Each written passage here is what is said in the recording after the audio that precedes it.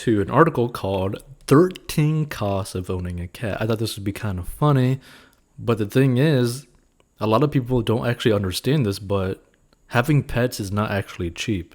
And depending on the behavior of cats too, or dogs or whatever, it can actually start to eat a lot of your money. So let's get right into it. So house cats may be known for their aloofness and low maintenance attitude, but they're not cheap. Here's what you can expect to spend if you plan on adopting a new furry best friend. So the person who wrote this is Ravon V. Stinson. They party all night and sleep all day, and no, this isn't a generalization on college students, but the life of the house cat, or well, at least mine. According to the 2021-2022 National Pet Owners Survey conducted by the American Pet Products Association, 45.3 million American households own a cat. And due to COVID-19, adoptions have increased in some metro areas as folks look for companionship while staying mostly at home. However, just as with human children, the cost to bring home and care for your fur baby can really add up. You need to consider vaccinations, food, litter, and a host of other recurring and one-time expenses. For example, according to APPA, you can expect to spend $326 a year on food and treats alone. And that's assuming your cat isn't a picky eater or needs a special diet. To give you a realistic picture of how much owning a cat will cost you, we've interviewed veterinarians and poured over industry research and sprinkled in insights gleaned from our own real-world experiences. Living with cats, take a look. Oh, by the way, personal story. So, my dad bought basically these like $2,000 or $3,000 like furniture like set thing, right, from like Rooms to Go. Nice chairs, got cup holders. They're like recliners, right? Super legit. Has like leather and like just super comfortable, right? You could literally just sit down on it and just pass out, right? Well, he was watching cats, my sister's cats, and these cats peed on those chairs, which, if you don't know this, cat pee, you can't really get rid of, right? Meaning these chairs were destroyed, right? Like you can't really get rid of cat pee. So that's why those are just down the drain. Like that's like thousands of dollars just down the drain just from a cat peeing on a chair, right? On furniture. And like a lot of people don't think about this, but this is a very real possibility that could actually happen to you, where you have a super nice cat then just randomly pees on a furniture, right? Or maybe they're sick and they just pee. The only problem is cat pee is so strong, and is like the way it's like the chemicals within like cat pee is so different than like basically any other animals that it just, for some reason, if a cat pees somewhere, that area is destroyed, right? That's why it's so hard to like fix up a house as well that has had cats live in it, because it's almost something like you can't even really get rid of the stench from it as well. So let's get right into it. So number one, adoption expenses. Unless you happen to stumble upon a box of kittens or notice a friendly stray in your neighborhood, your very first cost of owning a cat likely will be the adoption fee. How much depends on where you're adopting it from. So if you're adopting from a local shelter, you should set aside as much as $200, according to Claudine Civet, a doctor of veterinary medicine in Manhattan, Kansas, and a veterinarian consultant at catpet.club, a cat enthusiast website. And this price typically covers medical screenings, vaccines, and spaying it or neutering prior to adoption. However, you can get around this cost. Adoption centers and shelters often waive adoption fees at certain times of the year. For example, the Animal Foundation in Las Vegas waived adoption fees for its Clear the Shelters event this past August. You may also be eligible for a discount on adoption fees if you're a veteran, a senior, or participate in a BOGO event where you can get 2 cats for the price of one adoption fee, often for bonded pairs. So if you decide to get your cat from a breeder, the price to adopt can run into the thousands of dollars for certain breeds, and this may not include vaccines or the cost to spay, neuter the animal.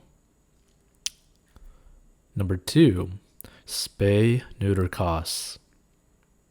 For those who did stumble upon that box of kittens or let a stray cat into your home, you're responsible for getting your animal spayed, neutered, and vaccinated.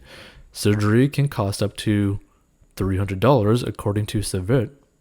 And according to Lindsay Hamrick, Companion Animals Public Policy Director at the Humane Society of the United States, some cities offer surgery vouchers for low-income families to cover their entire cost of spay-neuter surgery, while other locales have low-cost spay-neuter clinics for community members that bring costs down to $100 or less. For example, Emancipet, a group of non-profit pet clinics based in Austin, Texas, offers spay-neuter surgeries for $69 and also has periodic free days in which members of the community are able to receive these services at no cost. So the Humane Rescue Alliance in Washington, D.C. offers spay-neuter services for $100 to spay a female cat and $65 for a male cat. You can find low-cost clinics by asking your local veterinarian or animal shelter, or you can check out the PetSmart Charities database that lists PetSmart spay-neuter clinics across the country. Number 3, vaccinations. You want to keep your cat vaccinated against rabies, feline distemper, and an upper respiratory disease known as feline viral rhinotracheotis. According to PetCareRx.com, you'll spend as much as $80 on core vaccinations for kittens in their first year, and after that, vaccination costs drop to roughly $50 a year for a healthy feline. But, we all love a pretty fat cat. So as with spay-neuter costs, you should do a quick internet search for low-cost animal health clinics that offer vaccinations. If you're adopting, your adoption center may alert you to such clinics as mine did. Number 413, routine exams and emergency visits. So taking your cat to the vet for his annual checkup is relatively cheap. According to carecredit.com, a routine vet exam costs $55, and you can keep this cost stable by making sure you're not overfeeding your fluffy friend. Cats are susceptible to becoming obese, and while the internet loves chubby cats, it's bad for their health and your wallet. That is true. You gotta love to look at them, but you gotta feel sad at the same time because they're not doing so well. Because also, have you ever seen a video of a super fat cat and it has little baby paws? Their paws are so tiny, right? You're like, oh man, how are you even holding up your weight? You're so fat. So if your cat needs emergency care, all bets are off when it comes to the cost of care, especially if it swallows something it shouldn't have, such as plastic or a ribbon that may require surgery. Number 513, dental costs. Just as you visit the dentist regularly for cleanings, you're more than likely going to need your cat's teeth cleaned at least once in its lifetime. Depending on where you live and on your cat's age and the condition of its teeth and gums, you might spend $70 to $400 for teeth cleaning, according to carecredit.com. This price does not include other oral health care such as tooth removal. Now, I think one of the best recommendations for this is get them the treats that specifically help clean their teeth. Number 6 and 13, food and litter. So here's the thing. If you've ever owned a cat before, this is the case because the cat food isn't too bad. It's the litter, right? And depending on how many cats you actually have, litter costs can get crazy. Okay? So food and litter will be the bulk of your annual expenses for your cat, and how much you spend depends on the kind and brand of food you want to give your cat, wet, dry, or a mix, and the type of litter they prefer. typically if you decide to feed your cat a mostly raw diet, is going to cost you. So my costs for food and litter are an average $60 a month or $720 a year. Each month I order one 8.5 pound jug of Tidy Cat's lightweight Glade scented clumping litter and three 24 can cases of 3-ounce cans of Fancy Feast from pet supplier Chewy.com. I save close to 5% by participating in the site's auto ship program, which ships my order at a predetermined time each month, and I can edit my order to include extra toys or treats or cancel a month if needed.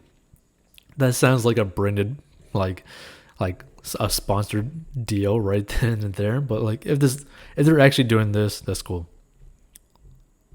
Number 7 of 13, toys. To help keep your furniture from being scratched up and to keep your kitty engaged, you want to play with them a lot. And that means buying toys, but don't go overboard. Cats have pretty cheap taste in toys. On average, I spend roughly $25 a year on cat toys, and that includes the trusted feather toy. If you want to spend $0 a year on cat toys, just wait until your next delivery of, anything, and your cat will have fun with an empty box, packing paper, or empty bag. For more free fun, you can also chase your cat around your residence. I believe there was years and years ago, which might still exist, is like a YouTube channel of like a cat called, I think, Maru or Maru-chan, but I think Maru. And it's like this a cat, I think in like Japan, where all this cat does is play with boxes. Like that's literally the whole channel. A cat playing with boxes, and it like jumps into boxes, it like, tackles boxes, it like, goes and like slides on his chubby belly into a box, right? To where it looks like it's like in a Pringles can almost. Like it's very interesting. Like cats for some reason like boxes a lot. Number 8 of 13, furniture protection. To protect your furniture, you want to invest in double-sided sticky tape known as sticky paws.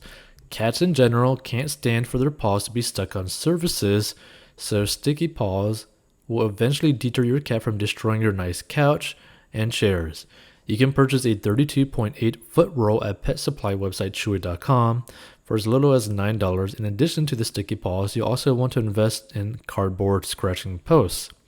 This will cost you about $120 a year or $10 a board, as they need to be replaced often. So 7 ways, blah, blah, blah. 9 of 13, pet insurance. Just like humans have health issues, so does Garfield. And if you're worried about an accident draining your pockets, you may want to consider pet insurance while your cat is still relatively young and healthy.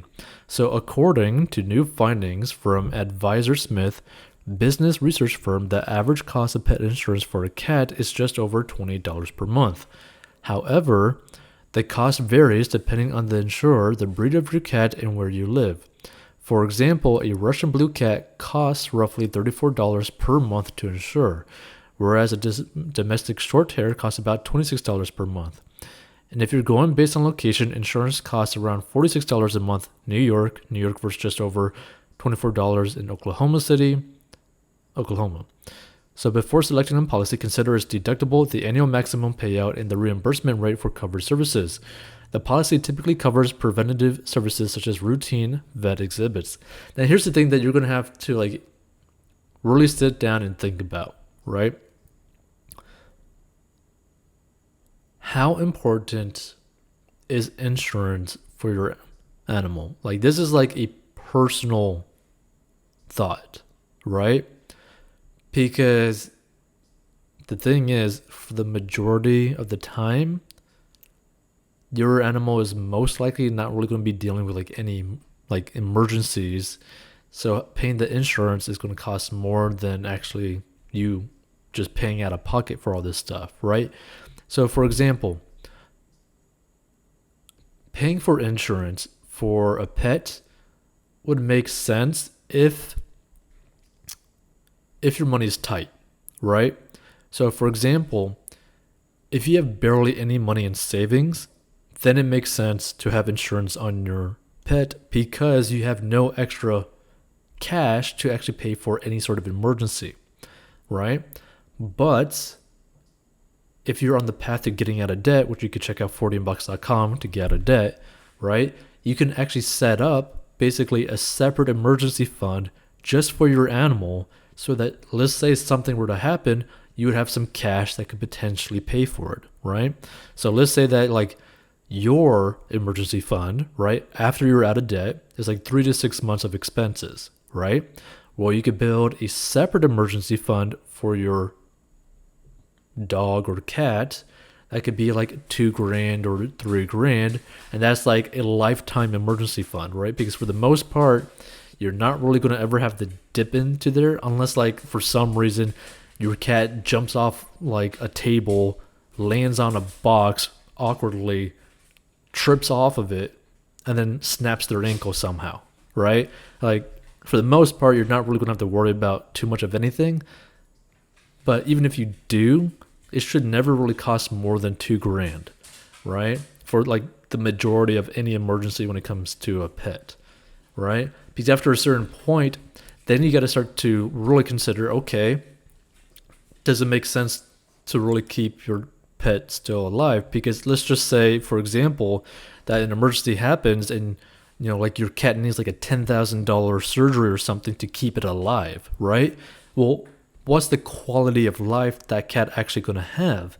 And does it even make sense for them to keep it alive if it's going to be suffering throughout the whole time and cost $10,000? So it's something that you really got to sit down and think about. It's like, hey, does this make sense morally, financially, all this sort of stuff, right? Like it's way more than just like a black and white kind of like answer. It's very gray, and you really need to think about it in a very clear mind. It's like, hey, okay, what is truly important to me and important to the cat, right? Number 10 of 13, grooming. So unlike their canine counterparts who need a physical bath often, the average indoor house cat is a pretty clean animal. They are pristine self-groomers who spend a lot of the day bathing and sleeping, but if you do need to help kitty out, you can expect to spend on average $50 per visit to the groomer. This could include a bath, nail trim, and a haircut. Now, some groomers may refuse to bathe a cat that has never had an in-home bath before, but they will give you a cat haircut. Number 11 or 13, travel accessories. So if you want to travel with your cat for some odd reason, you need to prepare, especially during the pandemic. For those traveling by car, you need to invest in good travel care that includes a litter box, food and water bowls, and a harness if you plan to help let your cat stretch its legs. Now you can buy an extra large portable cat cage that includes a litter box on Amazon.com for roughly $50 and a cat harness for about $20. Or you and your cat can travel by plane. Delta and United allow you to carry on small dogs and cats for $125 each way on domestic flights. And due to COVID-19, American Airlines is no longer allowing checked pets. So let's say, for example, I plan to bring my cat, Nikon, home to my parents for the winter holidays. I'd spend $250 on Nikon's very own round-trip airfare from Washington, D.C. to Michigan and back. 12 and 13, apartment fees. So renters have another fee to look out for if they decide to adopt a cat, apartment fees. You may be responsible for a pet deposit fee and or a monthly pet surcharge added to your rent. Similar to putting down a deposit when you first move into a new complex, the pet deposit covers any damages that your beloved kitty may cause, and it may be refundable. According to a Pet Finder survey, pet deposits can range from 40% to 85% of the cost of 1 month's rent, and you may also pay what's known as pet rent, generally about $50 a month. And again, this is the thing that you got to really understand, especially when it comes to cats, right? Like more people are a little bit more lenient when it comes to dogs, but specifically cats, they understand that it just takes a cat one time to pee on one thing and that area is basically ruined, or it's going to cost a very large amount of money to try to remove that scent, stain, all that kind of stuff, right? Because it's just like it stains everything. So be sure to know your apartment's policy. before bringing home a new pet. Some landlords may not have a fee at all. For example, I've lived in a complex that had pet deposits and pet rent, while my current place of residence has neither. 13 of 13. Companionship, which is priceless. So if these initial numbers have you thinking cat adoption is out of your reach, it's not. Remember, you can save on many of these costs by simply adopting from a shelter that includes a lot of the aforementioned startup costs. So use your local animal shelter and the internet to point you in the right direction for low-cost care and keep your cat as healthy as possible with food, water, and exercise. You also want to squirrel away extra money when available to help cover any unexpected emergency visits, which again, creating a side emergency fund just for your pet. As for me, I budget roughly $800 to $1,000 a year on my Nikon, as I sometimes get him extra toys and treats. And remember, your rewards, cat kisses and cuddles, are priceless. So feel free to give your thoughts as to what you think of this. Stay tuned for more episodes like this. But again, a lot of people don't understand that pets do actually have a cost, right? Not to mention, there's also a cost, which wasn't mentioned in this article, that let's say that your pet, whether it be a cat or a dog, ends up harming another person, right? You could be liable for that, okay? You could potentially be sued for that. And depending on the state, country, and all that kind of stuff, or county, you could actually be arrested for that. And that's something to really understand as well, right? Like, there's always a risk when you end up doing anything, but make sure that you are in a position where you could be a blessing to the cat or dog, and that cat or dog could be a blessing to you instead of a curse, right? Because if you're living paycheck to paycheck, you should not be getting an animal, right? And the reason for that is because the quality of life that you're going to give to that animal is not going to be great, right? Like if you're barely functioning as like a human being, if you're barely able to even feed yourself, what makes you think that you're going to be able to provide a good life for this animal, right? Now, that being said, if you find a cat or dog that's basically emancipated or basically passing away on the side of the street, and you take it to a vet and you save it, obviously their quality of life is going to be better than what it would be, right? Like that's an extreme example, right? But again, you still want this experience with like a cat or a dog to be a true blessing. You don't want to be stressed. Animals can pick up on that and they're going to react to that as well, right? So you should basically like lead in like this relationship with like an animal with like a position of strength and abundance, because you want to basically be able to take care of it however you want, as much as you want, right? So just keep that in mind. It's way more complicated than like, oh, I just want a cat or I don't want a cat. It's way more complicated than that, but people just end up basically just doing it and not really thinking of the consequences. Like another example of this, even though, we're talking about cats, another example of this is people who end up having kids just because they want to have kids, right? Not everyone should end up having kids, especially if you're living like paycheck to paycheck, because what quality of life are you actually going to give that kid? It's the same way to think about what quality of life are you going to give to your cat, right? And it might seem like a small amount of money in the grand scheme of things, right? Because, like $50 a month, $100 a month, maybe even $200 a month, it doesn't really seem that pricey. But if you're living paycheck to paycheck, this could literally determine whether or not you're like homeless, right? This could determine whether or not you're going to be going into debt every single month, right? Meaning you're going to have more stress, meaning you're going to have more of a likelihood to act out on your pet, right? Because we've all seen people, whether it be in the news or in personal lives, where you've seen someone act out towards an animal that didn't even really do anything, right? And the reason for that could be from the financial stress or all these other stresses combined with having the stress of taking care of another being that just adds on and they pretty much just can't handle it.